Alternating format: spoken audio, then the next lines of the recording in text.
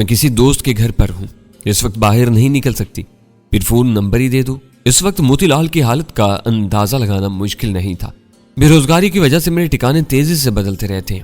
اس بار vera نے اسے چڑھانے کی بجائے مطمئن کرنے کی ارادی کوشش کی تھی۔ میں بتا چکی ہوں کہ اس وقت بھی کسی دوست کے گھر پر ہوں۔ کل تم نے نوکری دلوا دی تو میں کسی ہوٹل میں ڈیرا ڈالنے کے بعد لوگوں کو فون نمبر دینے کی پوزیشن میں آ جاؤں گی۔ پھر تم کس نمبر پر میری کال کا انتظار کر رہی تھی؟ اس بار موتی لال نے اسے پکڑ لیا۔ وہ مذاق تھا۔ ویرا ہنس پڑی۔ کاکٹیل پارٹی میں تم نے اتنی زیادہ پی لی تھی کہ میرے 2 دفعہ بتانے کے باوجود تم نے میرا فون نمبر نوٹ نہیں کیا تھا۔ سچ پوچھو تو تمہاری اس بے پرواہی سے مجھے بہت رنج ہوا تھا۔ کل ملو گی تو سارے گلے شکوے دور کر دوں گا۔ کس وقت آ رہی ہو؟ 10 اور 12 کے درمیان، لیکن تم مجھے اپنے بڑے شکار کا نام نہیں بتا رہے ابھی تک۔ بار بار اس کا ذکر نہیں کرو۔ پہلی بار اس کی آواز سے قدرے بدمزگی کا اظہار ہوا۔ اس وقت بھی میں پاکستان بھر میں ڈینی کے متوقع ٹھکانوں کی فہرست بنانے میں مصروف تھا۔ وہ ہم لوگوں کے اعصاب پر سوار ہو کر رہ گئے، یعنی اس شخص کا نام ڈینی ہے۔ ویرا نے تائید طلب لہجے میں کہا، ظاہر ہے، ورنہ کسی اور کے لیے مجھے اپنی رات کالی کرنے کی کیا ضرورت تھی؟ میرا خیال ہے کہ یہ نام میرا سنا ہوا ہے۔ ویرا کی آواز پر خیال ہوگی۔ میں صبح آؤں گی تو ہو سکتا ہے کہ مجھے تفصیل بھی یاد آ چکی ہو۔ اب میں سونے تک اسی کے بارے میں سوچتی رہوں گی۔ اسے اتنی اہمیت نہیں دو۔ موتی لال کی آواز میں رقیبانہ تلخی ابھر آئی۔ وہ بس ایک چالاک چوہا ہے۔ ہم نے اس کے لیے چوہے دان لگائے ہوئے ہیں اور وہ ان سے بچتا پھر رہا ہے، لیکن وہ زیادہ دنوں تک زندہ نہیں رہ سکے گا۔ بستر پر لیٹ کر تم میرے بارے میں سوچنا تھا کہ تم خواب میں بھی مجھے دیکھتی رہو۔ ویرا نے ایک مایوسانہ سا کہکا لگایا اور بولی، میں اپنے خوابوں میں تمہیں دیکھوں یا اسے، اس سے تمہیں کیا فرق پڑتا ہے؟ خواب تو بس خواب ہی ہوتے ہیں نا، جن کی لذت یا اذیت خواب دیکھنے والے کے تصورات تک محدود رہتی ہے۔ ایسی تصوراتی ملاقاتوں کے بارے میں سوچ کر تم بلا وجہ اپنا خون سلگا رہے ہو۔ موتی لال کی ایک گہرے سانس کی آواز ابھری، پھر اس نے کہا، یہ دل کی باتیں ہیں، تم انہیں نہیں سمجھ سکتی۔ تم نے اپنی باتوں سے مجھے اپنا گرویدہ بنا لیا ہے۔ میں تمہاری زبان سے اپنے سوا کسی اور مرد کا ذکر برداشت نہیں کر سکتا۔ تم اسے رقابت یا حسد بھی کہہ سکتی ہو۔ تم نے خود بخود مجھ پر فریفتہ ہو کر رشک و حسد اور رقابت کا اظہار شروع کر دیا اور مجھ سے کچھ پوچھنے کی ضرورت محسوس نہیں کی۔ ایسا یک طرفہ عشق تم جیسے عملی انسان کو زیب نہیں دیتا۔ ویرا نے اس کی بات کاٹ کر کہا، مجھے پوچھے بغیر ہی تمہاری مرضی کا علم ہے۔ اس کی طرف سے کسی تردد کے بغیر جواب آیا، تمہاری دوسری فون کال کا مطلب ہے کہ تمہارے دل میں میرے لیے کوئی نرم گوشہ ضرور موجود ہے۔ راتوں کو جب نیند نہ آئے تو وہی لوگ یاد آتے ہیں جو دل سے قریب اور کسی نہ کسی درجے میں پسند ہوتی ہے۔ ہمیشہ پسندیدگی ضروری نہیں ہوتی، بعض لوگ نفرت کی وجہ سے بھی یاد آتے رہتے ہیں۔ نفرت کی زبان دوسری ہوتی ہے۔ وہ ویرا کو پھانس لینے کے بارے میں بہت پورا اعتماد تھا۔ بغل میں چوری اور منہ پر رام رام تمہاری ہی کہاوت ہے۔ ویرا قدرے جارحانہ لہجہ میں بولی، ہو سکتا ہے کہ میں تمہیں کوئی نقصان پہنچانے کی منصوبہ بندی کر کے میٹھی میٹھی باتیں کر رہی ہوں۔ میں اتنا بیوقوف نہیں ہوں کہ تمہارے خلوص کو نہ پہچان سکوں۔ ویرا نے ہم لوگوں کی طرف دیکھ کر بائیں آنکھ دبائی اور بولی، تم ڈینی کے ٹھکانوں کی فہرست بناؤ۔ اب صبح ملاقات ہوگی، دعا کرنا کہ مجھے یاد آ جائے کہ ڈینی کے بارے میں میں نے کہاں اور کیا سنا تھا۔ موتی لال کی طرف سے گڈ بائے کے ساتھ ہی ایک چمکار کی آواز سنائی تھی اور ویرا نے فون بند کر دیا۔ اس وقت ویرا کی آنکھوں میں وہی بے رحمانہ چمک نظر آ رہی تھی جو چوہے کی بے بسی سے کھیلتی ہوئی بھوکی بلی کی آنکھوں میں ہوتی ہے۔ اسے موتی لال کو بری طرح اپنی ذات کے سحر میں گرفتار کر لیا تھا۔ اسے کل صبح ہی ٹھکانے لگایا جا سکتا ہے۔ ویرا نے پورا اعتماد لہجے میں کہا، مشکل یہ ہے کہ تم اس کے سامنے نہیں جا سکتی۔ ایک زمانے میں ان لوگوں سے تمہارے گہرے مراسم رہے ہیں۔ بھارتی قونصل خانے کے بیشتر ملازمین تمہیں دیکھتے ہی پہچان لیں گے۔ پرانی تلخ باتیں یاد نہ دلاؤ۔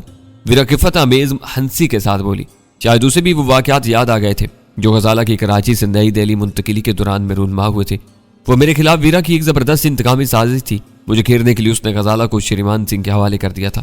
وہ انتہائی خبیث اور بد باطن شخص تھا۔ اس نے مجھ سے سودے بازی کی نیت سے غزالہ کو فوری طور پر نئی دہلی منتقل کرا دیا۔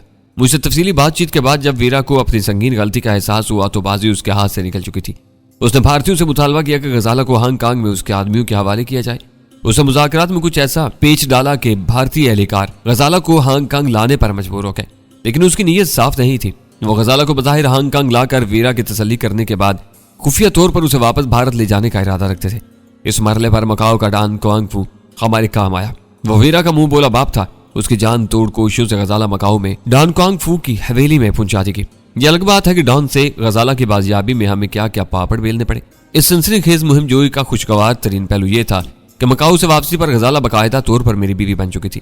کالون میرے ایک ہی حوالے نے ویرا کے ذہن میں وہ تمام باتیں تازہ کر دی تھی۔ میں نے جلدی سے کہا، میں ماضی کی کسی بات کو نہیں چھیڑنا چاہتا۔ میں تمہیں صرف یہ بتانا چاہ رہا تھا کہ تم اس قونصل خانے کے عملے کے لیے اجنبی نہیں ہو۔ وہ سب تمہیں اور تم ان کو پہچانتی ہو۔ اس کا مطلب ہے کہ تم بھی اس وقت کی گفتگو کی روشنی میں اسے پکڑنے کے امکانات پر غور کر رہے ہو۔ ظاہر ہے हाथ आए हुए मौका से फायदा न उठाना हमाकत के जुमरे में आता है। कमाल है, अचानक सुल्तान शाह बोल पड़ा, अभी तक अव्वल खान का फोन नहीं आया। मालूम होता है कि इस वक्त वो वीरा और मोतीलाल की गुफ्तगू सुनने में कामयाब नहीं हो सका। हमें उसको बाखबर करना होगा। मुमकिन है कि मोतीलाल के फोन से ऑब्जर्वेशन हटा दिया गया हो। वीरा ने राय जनी की, अव्वल खान का दरमियान में आना जरूरी नहीं है। मैंने कहा, इस वक्त मोतीलाल दाम में आया हुआ है, वीरा उसे घेर सकती है, लेकिन मुश्किल यह है कि वीरा पहचान ली जाएगी। ये मौका गंवा कर हमें अफसोस रहेगा। मेरी जगह गजाला उससे मिलने पहुंच जाए तो कैसी रहेगी? वीरा ने अचानक तजवीज पेश की। नहीं, गजाला ने फौरन ही अपने कानों को हाथ लगा लिए। ये मेरे बस से बाहर है। वीरा ने उससे जिस किस्म की बातें की हैं वो मैं नहीं कर सकती। वो चालाक आदमी है, 2-4 जुमलों ही में भांप लेगा कि उसके साथ धोखा किया गया है और हमारी बाजी बिल्कुल उलट जाएगी। कि उसके अलावा गजाला भी इन लोगों के लिए अजनबी नहीं है। मैंने वीरा को याद दिलाया। हम लोग देर तक सर जोड़े बैठे रहे, लेकिन इस मसले का कोई हल तलाश नहीं कर सके। अचानक ही वीरा अपनी जगह छोड़कर उठी तो हम तीनों चौंक कर इस्तफसार तलब निगाहों से उसकी तरफ देखने लगे। हमारी निगाहों के जवाब में वो मुस्कुराते हुए बोले, तुम तीनों के खून सफेद हो गए। आपस में एक दूसरे की खबरगिरी खूब करते हो, लेकिन किसी और के मामले में चौपट होकर रह जाते हो। किसकी बात कर रही हो? सुल्तान शाह ने कदरे हैरत से सवाल किया। जहांगीर को कमरे में पहुंचाने के बाद सभी उसे भूले हुए हैं। मैं उसे देखने जा रही हूँ। ये कहकर वो जहांगीर की ख्वाबगाह की तरफ चलती। गजाला ने उसे कुछ कहना चाहा, लेकिन मैंने उसे खामोश कर दिया। इस वक्त वो नहीं रुकेगी। जहांगीर की खबरगिरी का बहाना करके वो विस्की का एक आध पैग लेने गई है। वो जब तक जागते रहेगी थोड़े थोड़े वक्फे से पीती रहेगी। अपनी इसी आदत की वजह से उसने जहांगीर की एक बोतल किचन कैबिनेट में छुपाई थी। तो वो वीरा की हरकत थी। गजाला हैरानगी से बोली, गजब खुदा का, वो कैसी दीदा दलेरी से जहांगीर पर इल्जाम तराशी कर रही थी। मैं खुद जहांगीर की तरफ से शुबे में पड़ गई थी कि बोतल इसी ने छुपाई होगी। मैं सिगरेट सुलगाकर सोफे पर नीम दराज हो गया और मुस्कुराते हुए बोला, वो बहुत कम झूठ बोलती है, लेकिन जब बोलती है तो चोरी और सीनाजोरी के असूल पर अमल करती है। मुझे मुतनाज़ा बोतल के बारे में पूरी बात मालूम थी, लेकिन मैं उस झड़प से लुत्फानंदोज होने के लिए तानिस्ता खामोश रहा था। जहांगीर वीरा के इल्जाम तराशी पर बुरी तरह बौखला गया था। गजाला इस सिचुएशन को याद करके हंस पड़ी। वीरा चंद मिनट बाद वापस आई तो उसकी सांसों में अल्कोहल की तेज और तीखी बू रची हुई थी। इस बू को महसूस करके हम तीनों ने चोरी चोरी मानी के निगाहों का तबादला किया, लेकिन किसी ने वीरा से कुछ नहीं कहा। वो किसी मुर्दे की तरह मसहरी पर पड़ा हुआ है।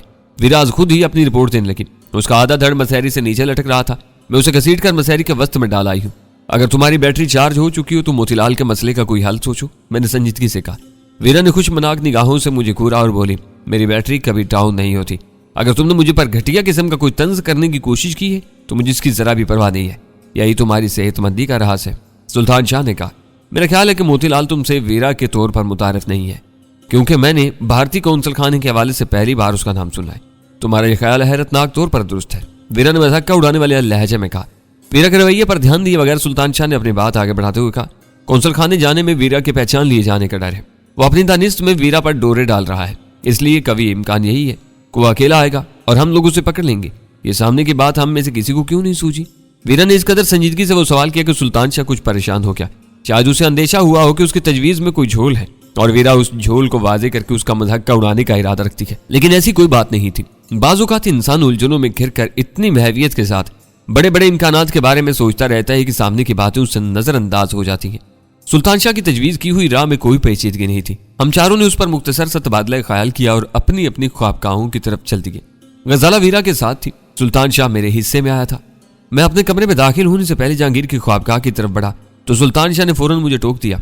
मालूम होता है कि वीरा के बाद अब तुम्हें भी अर्के ख्वाब आवर की जुस्तजू है। हर वक्त एक ही रागनी अच्छी नहीं लगती। कमरे में जाओ, मैं उसे देख कर आता हूँ।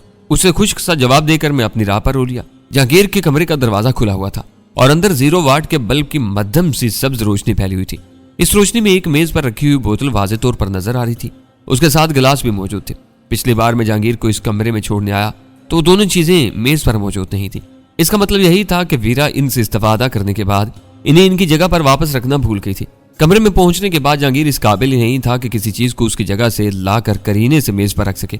मैंने गैर इरादी तौर पर पलट कर पीछे देखा। दरवाजा बदस्तूर बंद था। मैंने बोतल में से खासी मिकदार गिलास में अंडेरी, फ्रिज खोलकर यख बस्ता पानी से गिलास को पूरा किया और 3-4 लंबे लंबे सांसों में वो तल्ख स्याल खत्म कर दिया। इस वक्त वीरा की सुझाई हुई राह मेरे लिए फरहत का सबब बन गई थी। वो गिलास खाली करने के बाद मैंने ठंडे पानी के 2 घूंट लिए ताकि मेरे मुंह में रची हुई बू खत्म हो सके और फिर जहांगीर पर सरसरी नजर डालकर बाहर निकला। अगले दिन के अखबारात में पहले सफे पर सनसनीखेज खबरें मौजूद थीं। हमें से किसी को यह तवक्का नहीं थी कि CIA के 2 सफेद फार्म एहलकारों और उनके मुआवन और मुतरज्जम की लाशें इतनी जल्दी दरियाफ्त कर ली जाएंगी कि वो खबर सुबह शाया होने वाले अखबारात में आ सकेगी। लेकिन वीरा की तरफ से हेनरी डेक नॉर्मन को खड़काए जाने के फौरी बाद गालिबन उन लाशों की तलाश शुरू कर दी गई थी। اخبار میں مرنے والوں کے نام ولیم، راجر اور ہارون شائع ہوئے تھے۔ وقت ناکافی ہونے کی وجہ سے خبریں بہت تشنا تھیں۔ یہ تسلیم کر لیا گیا تھا کہ ولیم اور راجر اہم امریکن سفارتی افسران تھے جو اپنے ڈرائیور کے ساتھ شہر کی سیر کے لیے نکلے تھے کہ نامعلوم دہشت گردوں کی بربریت کا نشانہ بن کے ان کے اصل مشن اور CIA سے تعلق کے بارے میں مکمل خاموشی اختیار کی گئی تھی۔ گولیوں کا نشانہ بننے والوں کے نام ولیم اور ہارون تھے، جبکہ راجر کسی پراسرار آتشی ہتھیار کے ذریعے موت کے گھاٹ اتارا گیا تھا۔ ان کے الگ الگ ملنے والی لاشوں اور طریقہ قتل کے نمایاں فرق نے پوری صورتحال کو بری طرح الجھا کر رکھ دیا تھا، اور پولیس کے اہم افسران دونوں وارداتوں کو مجرموں کے ایک ہی گروہ کی حرکت سمجھنے پر آمادہ نہیں تھے۔ ان کا خیال تھا کہ وہ الگ الگ گروہوں کا نشانہ بنے ہیں۔ یہ ایک عجیب اتفاق تھا کہ وہ تینوں ایک ساتھ شہر کی سیر کرنے نکلے اور دو مختلف حملوں میں اپنی جانیں کھو بیٹھے۔ اخبارات کو وہ خبر اتنی تاخیر سے ملی کہ اصل خبر اور تصاویر ہی چھپ سکیں۔ اخباری نامہ نگار کی کیا سرائی اور خفیہ یا مصدقہ ذرائع سے ملنے والی یا تبصرہ معلومات شامل اشاعت نہیں ہو سکی تھی۔ وہ پوری خبر پڑھنے کے بعد میں نے پورا اخبار چھان مارا، لیکن امریکن قونصل خانے یا HD نارمن کے بارے میں کہیں ایک لفظ بھی نہیں چھپا تھا۔ اس کا مطلب تھا کہ ذرائع ابلاغ کی حد تک ان لوگوں نے پس پشت رہنے کا فیصلہ کر لیا تھا، مگر مجھے اندازہ تھا کہ اس تہرے قتل کے بعد امریکیوں نے نیچے سے اوپر تک پوری انتظامیہ کو نچا کر رکھ دیا ہوگا۔ راجر کے قتل میں استعمال ہونے والے پراسرار آتشی ہتھیار کے بارے میں خاصی دلچسپ ہے کیا سرائی کی گئی تھی۔ اسے ایسا ہتھیار قرار دے دیا گیا تھا جو دھماکے کے بغیر اتنی حرارت پیدا کرتا ہے کہ اس کی زد میں آنے والی ہر چیز جل کر کوئلہ بن جاتی ہے۔ اس نظریے کی حمایت میں راجر کے سامنے کے دانتوں کا حوالہ دیا گیا تھا جو کوئلہ بن کر چور چور ہو گئے تھے۔ اس کے دہانے سے سر تک ایک سوراخ پایا گیا تھا، جبکہ بغلی دانت صحیح سلامت تھے۔ رات کو ہم لوگ ویرا کے ساتھ موتی لال کا شکار کھیلنے کا پروگرام طے کر کے سوئے تھے، اس لیے سویرے ہی اٹھ گئے تھے، لیکن ناشتے کے بعد ہم اس نتیجے پر پہنچ چکے تھے کہ شہر میں جاری سرگرمیوں کی وجہ سے ہمارا باہر نکلنا مخدوش ہو چکا تھا۔ میری اور ویرا کی سرکوبی کے سلسلے میں امریکن قونصل خانے کے حکام اس قدر فعال ہو چکے تھے کہ انہوں نے جم کلار کی موت کے بعد ہی میری اور ویرا کی تصاویر مقامی اداروں کو فراہم کر کے ہمیں ملزم نامزد کر دیا تھا۔ ہم لوگوں کو STF کی مکمل پشت پناہی حاصل تھی، لیکن وہ فورس ریاستی ریکارڈ پر سرے سے ہی کوئی وجود نہیں رکھتی تھی۔ امن و امان کے قیام اور قانون کے نفاذ کے ذمہ دار اداروں کے اعلیٰ حکام بعض پراسرار رابطوں کے ذریعے STF کی ہدایات پر عمل کرنے کے پابند تھے، لیکن صرف اسی حد تک جہاں ان کی کھلی کارکردگی پر کوئی حرف نہ آتا ہو۔ ایسے اداروں میں بھی نچلے درجے کے عمال STF کے وجود سے بے خبر تھے، جبکہ مشترکہ عملی اقدامات اسی سطح پر کیے جاتے تھے۔ اگر ہم لوگ موتی لال کو گھیرنے کے لالچ میں باہر نکلتے اور پولیس کی کوئی گشتی پارٹی ہم پر ہاتھ ڈال دیتی تو معاملہ فوری طور پر اتنی تشہیر حاصل کر لیتا کہ اول خان اور اس کے بڑے اپنی تمام تر کوششوں کے باوجود ہماری گلو خلاصی کے لیے کچھ نہیں کر سکتے تھے۔ ہم لوگ اسی سوچ بچار میں مصروف تھے کہ 9 بجے اول خان کا فون آ گیا۔ اس نے چھوٹتے ہی ہم لوگوں کے پروگرام کے بارے میں دریافت کیا۔ جب اسے یہ معلوم ہوا کہ سب لوگ ریسٹ ہاؤس ہی میں موجود ہیں تو اسے سب کو وہیں ٹھہر کر اپنا انتظار کرنے کی ہدایت کی اور اجلت میں فون بند کر دیا۔ اسے کیا پریشانی لاحق ہوگی؟ اول خان کا پیغام سننے کے بعد ویرا نے پوچھا۔ حالات میں بڑی تبدیلی رونما ہوئی ہے۔ میں نے اس کے لب و لہجے سے اندازہ لگایا کہ اسے ہمارے یہاں موجود ہونے کی امید نہیں تھی۔ دیکھو اب وہ کن خبروں کے ساتھ آتا ہے۔ اس نے ویرا اور موتی لال کی گفتگو کا کوئی ذکر نہیں کیا۔ غزالہ نے پوچھا۔ نوبت ہی نہیں آئی، 2 جملوں میں بات ختم ہوگی۔ وہ بہت اجلت میں تھا، کیا سرائیاں ہوتی رہیں اور وقت دھیمے دھیمے گزرتا رہا۔ اس وقت ہم چاروں ڈرائنگ روم میں بیٹھے ہوئے تھے۔ جہانگیر کو گہری نیند سے بیدار کرنے کی تمام کوششیں ناکام ہونے کے بعد اسے اس کے حال پر چھوڑ دیا گیا تھا۔ ویرا کا اندازہ تھا کہ رات کا گہرا خمار اترنے سے پہلے وہ بستر چھوڑنے کے قابل نہیں ہو سکے گا۔ 20 منٹ میں اول خان جہانگیر کی فیکٹری آ پہنچا۔ اس کے بشرے سے تھکن اور خستہ حالی ٹپک رہی تھی، آنکھوں سے بے خوابی کی علامات ظاہر ہو رہی تھی۔ شاید وہ ساری رات مصروف رہا تھا۔ خدا کا شکر ہے کہ میں تم لوگوں کے باہر نکلنے سے پہلے ہی رابطہ کر بیٹھا۔ وہ آتے کسی تمہید کے بغیر بولا۔ باہر نکل کر تم سب ناقابل تصور مشکلات میں گر سکتے تھے۔ تم نے یہ کیسے سمجھ لیا کہ ہم کہیں جانے والے تھے؟ ویرا نے سوال کیا۔ میں نے صبح 3 بجے تمہاری اور موتی لال کی گفتگو کی ریکارڈنگ سن کر اندازہ لگا لیا تھا کہ اب تم لوگ اسے گھیرنے کے چکر میں پڑ کے ہو، وہ بولا۔ موتی لال کی باتوں سے صاف ظاہر ہو رہا تھا کہ وہ آسانی سے تمہارے جال میں پھنس سکتا ہے، لیکن تمہارے لیے شہر کے حالات مخدوش ہیں۔ امریکن قونصل خانے کی فراہم کی ہوئی تصویر کی بنا پر آج صبح تک شہر کے 4 تھانوں میں تجربے کار افسران ایسے افراد کو پکڑ لائے ہیں جن پر ڈینی ہونے کا شبہ کیا جا رہا ہے۔ تم اندازہ لگا سکتے ہو کہ ان بے گناہوں کی کیسی درگت بنائی گئی ہوگی۔ مجھے صرف اس بات سے اطمینان ہے کہ تفتیش مکمل ہوتے ہی ان بیچاروں کو آزادی مل گئی، مگر چھاپوں اور تلاش کا سلسلہ ابھی تک جاری ہے۔ 4 ڈینی۔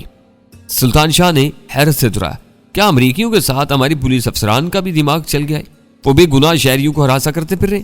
اوپر کا دباؤ ذہین ترین افسروں کے دماغ بھی معاف کر دیتا ہے۔ غنیمت یہ ہے کہ ڈینی کی تصویر دھندلی ہے۔ اگر ان کے پاس کوئی واضح تصویر موجود ہوتی تو حالات قابو سے باہر ہو سکتے تھے۔ پہیلیاں بجھوانے کے بجائے کھل کر بات بتاؤ، میں نے نرمی سے کہا۔ ویرا نے ہنری کو فون کر کے بہت بڑی غلطی کی۔ اول خان نے اپنی بات شروع ہی کی تھی کہ ویرا نے احتجاج کرتے ہوئے اسے خاموش ہونے پر مجبور کر دیا۔ وہ صرف میرا فیصلہ نہیں تھا، میں نے سب کے مشورے سے اسے فون کیا تھا، اور اس مشورے میں تم بھی شامل تھے۔ میں اس مشترکہ فیصلے کی ذمہ داری تم پر نہیں ڈال رہا، اول خان نے مصالحانہ انداز میں کہا۔ میں یہ کہنا چاہ رہا تھا کہ ہم سب کے مشورے سے تم نے ہنری کو جو فون کیا وہ غلط تھا۔ وہ فوراً ہی پوری قوت سے حرکت میں آ گئے اور لاشیں دستیاب ہوتے ہی جارحانہ تیوروں کے ساتھ مقامی حکام پر چڑھ دوڑے۔ اگر اسے فون نہ کیا جاتا تو سب کچھ فطری انداز میں رونما ہوتا۔ دن چڑھنے کے بعد لاشیں دستیاب ہوتی، اسباب قتل پر غور و خوض ہوتا، شبہات سامنے آتے، پھر کسی کا ذہن راجر پر بیم گن کے استعمال کی طرف چاہتا تو تمہارا نام سامنے آتا، لیکن ہم نے خود ہی ان کی یہ ساری مشکلات آسان کر دی۔ لاشیں ملی اور وہ تم دونوں کے لہو کے طلبگار ہو گئے۔ اول یا آخر یہ تو ہونا ہی تھا۔ اب تم کیا چاہتے ہو؟ ویرا نے پوچھا۔ فی الحال تم سب اسی ریسٹ ہاؤس تک محدود رہو گے۔ امریکن چوٹ کھائے ہوئے کتے کی طرح بلبلا رہے ہیں۔ انہوں نے لاکھوں کی تعداد میں ایک ہینڈ بل چھپوا کر آج دوپہر تک چیئر میں ہیلی کاپٹر سے گرانے کا منصوبہ بنایا تھا۔ اس میں تمہاری اور ڈینی کی تصاویر چھاپی جانی تھی۔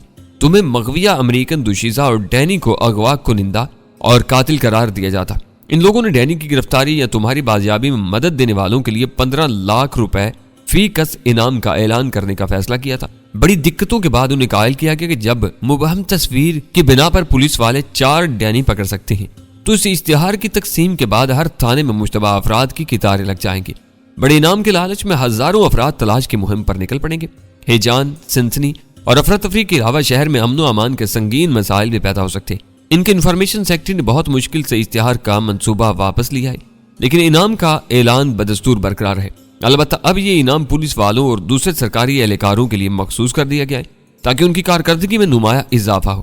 عملاً یہ ناممکن ہے کہ میدان میں اترے ہوئے ہر شخص کو ایس ٹی ایف کے ریاستی راز میں شریک کر کے یہ بتایا جائے کہ ڈینی اور ویرا کی گرفتاری ملکی مفاد کے منافی ہوگی۔ اول خان نے ہمارے خلاف کھلنے والے نئے محاذ کی بھیانک نقشہ کشی کر کے ہم چاروں کو تشویش میں مبتلا کر دیا۔ وہ خود بھی ہاتھ پر ہاتھ رکھے ہوئے نہیں بیٹھے ہوں گے، میں نے کہا۔ انہوں نے عام گاڑیوں کا استعمال ترک کر دیا ہے۔ عملے کی اجتماعی آمد و رفت کے لیے بھی آرمڈ گاڑیاں استعمال کی جا رہی ہیں۔ کراچی میں ان کی کل تعداد صرف 4 ہے۔ 6 گاڑیاں اسلام آباد سے چارٹر طیارے کے ذریعے منگوائی جا رہی ہیں۔ اول خان نے بکھلائے ہوئے سفارتکاروں کی کارگزاری پر روشنی ڈالتے ہوئے بتایا۔ ٹھیک ہے، میں نے ہنس کر کہا، اگر ہمارے دشمن اس قدر اعصاب زدہ ہو چکے ہیں تو ہم چند روز کے لیے اس ریسٹ ہاؤس میں محدود ہو کر رہ جائیں گے، بلکہ چین کی بانسری بجائیں گے۔ تم نے ابھی تک اس بارے میں کچھ نہیں بتایا کہ ولیم اور راجر ان کے اہم سفارتی افسران کیسے بن گئے۔ ان کی شناخت وہ چھپا ہی نہیں سکتے تھے، کیونکہ جم کلارک کے قتل کے بعد ہونے والے مشترکہ اجلاس میں ولیم اور راجر نے امریکی سیکرٹ سروس کے نمائندوں کی حیثیت سے شرکت کی تھی۔ اسی اجلاس میں انہیں پابند کیا گیا تھا کہ وہ مقامی حکام کو اعتماد میں لیے بغیر کوئی کارروائی نہیں کریں گے۔ اول خان بتانے لگا، لیکن اخبارات کو جان بوجھ کر اصل شناخت نہیں بتائی گی۔ اس کی تشہیر سے ناخوشگوار عوامی رد عمل پیدا ہو سکتا تھا۔ پس پردہ کارروائیوں سے قطع نظر دونوں ملکوں کے خفیہ محکموں کے افسران معمول کے فرائض کے سلسلے میں ایک دوسرے کے ملک میں آتے جاتے رہتے، لیکن امریکہ کے خفیہ محکمے اتنے بدنام ہو چکے ہیں کہ دنیا کا ہر ملک ان کے کسی کلرک تک کی آمد کو خفیہ رکھنے کی کوشش کرتا ہے۔ عام سوچ یہ ہوتی ہے کہ آنے والا کوئی نہ کوئی خطرناک منصوبہ لے کر آیا ہوگا۔ تجربہ بتاتا ہے کہ اکثر عام سوچ درست ہوتی ہے۔ غزالہ بولی، ولیم اور راجر یہاں کیا کر رہے تھے؟ وہ یہاں سبزیاں اگانے نہیں، جم کلارک کے ساتھ مل کر کچھ تو خون کرنے کے ارادے سے آئے تھے۔ شناخت کا مسئلہ تو تم نے حل کر دیا۔ ان کی نقل و حرکت کے بارے میں کیا موقف اختیار کیا گیا؟ میں نے پوچھا۔ وہی جو اخبارات میں شائع ہوا ہے، وہ بولا۔ وہ بیکاری سے اکتا کر سیر و تفریح کے لیے نکل گئے تھے۔ یہ ان کی سنگین غلطی تھی کہ انہوں نے انتظامیہ سے کسی حفاظتی بندوبست کا مطالبہ نہیں کیا۔ یہاں والوں کا سب سے مضبوط نقطہ یہی ہے کہ مرنے والوں نے حفاظتی اقدام کو سرے سے نظر انداز کر دیا تھا۔ میری توقع کے مطابق قونصل خانے والے یہ بات اپنی زبان پر لا ہی نہیں سکے کہ ولیم اور راجر جم کلارک کے قاتلوں کا کھوج لگانے کے کسی مشن پر نکلے تھے، لیکن سفید کرولا سمیت پکڑے جانے والے 4 مسلح مقامیوں نے بھی تو کچھ نہ کچھ بتایا ہوگا۔ ویرا بولی، ان پر محنت جاری ہے۔ اول خان یک بیک اداس ہو گیا۔ وہ شہر کے مجے ہوئے جرائم پیشہ افراد ہیں اور چند ہفتوں سے غیر معمولی آسائشوں کے ساتھ زندگی گزار رہے ہیں۔ ابھی تک وہ ایک ہی بیان پر اڑے ہوئے ہیں کہ ان کا کسی سے کوئی تعلق نہیں ہے۔ وہ کلفٹن جا رہے تھے کہ راستے میں جھگڑا ہو گیا اور وہ دھر لیے گئے۔ کلفٹن جانے کے لیے ہتھیار بھی ضروری تھے۔ ویرا نے طنز سے کہا، ان کے بقول ہتھیار مرد کا زیور ہوتی ہے، مسلح رہنا ان کا معمول ہے۔ اول خان دکھ بھر لہجہ میں بولا، ان سے باز پرس کرنے والوں کو معلوم ہے کہ وہ جھوٹ بول رہے ہیں۔ वो कितने ही पक्के क्यों ना हो, तशद्दुद के सामने बोलने पर मजबूर हो जाएंगे। ऐसे हर शख्स को देखकर मेरा दिल खून के आंसू रोता है। इन्हें कुछ मालूम नहीं होता कि ये चंद कोड़ियों के एवज कितना बड़ा सौदा कर रहे हैं और इसका नतीजा कैसा भयानक निकलेगा। चंद सानियों के लिए ड्राइंग रूम की फिजा पर बोझल सकूत छाया रहा। बस 2 दफा दिया सलाई रगड़ने की आवाज सुनाई दी। वीरा ने सिगरेट सुलगाने में पहल की थी। मैंने उसकी तकलीद कर डाली। अव्वल खान के आखिरी फिक्रों ने मेरा दिल बोझल कर दिया था और इस बोझ को हल्का करने के लिए हल्का सा सुरूर नागुजीर हो गया था। इसका मतलब यह हुआ कि फिलहाल मोतीलाल की रस्सी दराज रहेगी। आखिर गजाला ने सकूत उड़ा। मजबूरी है, वरना मैं खुद उस मूजी को कैफे किरदार तक पहुंचाने का ये मौका जाया नहीं करता। अव्वल खान ने कहा, तुम हिम्मत करो तो ये मौका इस्तेमाल किया जा सकता है। वीरा ने अव्वल खान के चेहरे पर नजरें जमा कर कहा, हिम्मत के मामले में तुम मुझे कभी कमजोर नहीं पाओगे। अव्वल खान ने बिला तरद्दुद जवाब दिया, तुम तजवीज बताओ, मुझे कुछ सामान ला दो, मैं हुलिया बदल कर तुम्हारे साथ चलूंगी। वीरा पुर अज़म लहजम बोली, उसे कौंसल खाने की महफूज सिफारती इमारत से बाहर निकालना और घेर घार कर किसी वीराने में ले जाना मेरा काम है। इसे बेबस करके पकड़ने की जिम्मेदारी तुम पर होगी। मैंने आज उससे राब्ता नहीं किया तो मेरी तरफ से मशकूक हो जाएगा। हम शर्लाक होम्स के जमाने में नहीं रह रहे हैं, जब अल्लादीन का जिन मेकअप करके तोता परी का रूप धार लेता था। सुल्तान शाह ने वीरा का मजाक उड़ाते हुए कहा, यह 20वीं सदी का आखिर है, खामोश रहो। गजाला ने उसकी बात काट दी, वीरा की पूरी तजवीज सुनने दो। स्किन लोशन सबसे ज्यादा जरूरी है। वीरा ने कहा, मैं अपनी जिल्द की रंगत तब्दील किए बगैर लोगों की निगाहों से नहीं बच सकती। मैक्स फैक्टर के लोशन के साथ चंद और चीजें आ जाए तो कोई मुझे शनाख्त नहीं कर सकेगा। मैं दिल में उसकी जहानत की दाद दिए बगैर नहीं रह सका। सफेद जिल्द को गंदमी रंगत देने वाले लोशन के बारे में मैं बहुत कुछ सुन चुका था। चमकीली धूप से तरसे हुए यूरोप और इंग्लैंड के बासियों के लिए धूप की तमाज़त से झुलसी हुई जिल्द हमेशा दिलकशी का इख्तियार रही है। सर्द मरतूब मौसम में जिंदगी गुजारने वाले सफेद फाम मर्द औरत जब भी गर्म इस्तवाई मुल्कों में जाते हैं तो अपनी जिल्द को झुलसाने के लिए घंटों चिलचिलाती धूप में मारे मारे फिरते हैं, ताकि वतन लौट कर दूसरों को अपने सन बात या धूप के गुसल की निशान आवर कहानियां सुना सकें, जिन्हें ऐसे मौके नहीं मिलते। वो अपने जिस्म के खुले हुए हिस्सों पर लोशन मलकर वैसी रंगत लाने की कोशिश करते हैं ताकि उनके पास भी कोई जवाबी किस्सा मौजूद हो। यूरोप वगैरह में ऐसे लोशन बहुत आम और मकबूल हैं, लेकिन पाकिस्तान का मामला मुख्तलिफ था। तुम्हारी तजवीज़ काबिल अमल मालूम होती है, मैंने कहा, लेकिन पाकिस्तान में साल के 12 महीने तेज धूप पड़ती है। यूरोप के चोंचले पाकिस्तान में कहाँ मिल सकेंगे? ये चील का अंडा लाने वाली बात हो जाएगी। वो हंस पड़ी। मेरा ख्याल है कि तुमने कभी अपने बाजारों के चक्कर नहीं लगाए, या ऐसी ऐसी चीजें मिलेंगी जिनका इस्तेमाल तक नहीं सोचा जा सकता। मुल्क से बाहर काम करने वाले शौकीन मिजाज लोग जब छुट्टियों पर पाकिस्तान आते हैं तो महज तशहीर से मरऊब होकर ऐसी ऐसी अंट चीजें उठा लाते हैं जिन्हें इनके घर वाले भी हाथ नहीं लगाते, और फिर ये चीजें कोड़ियों के मॉल, सदर और बोहरी बाजार के दुकानदारों को बेच दी जाती है। मेरा दावा है कि जरा सी मेहनत की जाए तो मेरी मतलूबा हर चीज मिल सकती है। मैं चील का अंडा नहीं मांगूंगी, फहरिस्त बना दो, मैं कोशिश करता हूँ। नाकामी हुई तो शहर से फोन पर बता दूंगा, अव्वल खान ने कहा।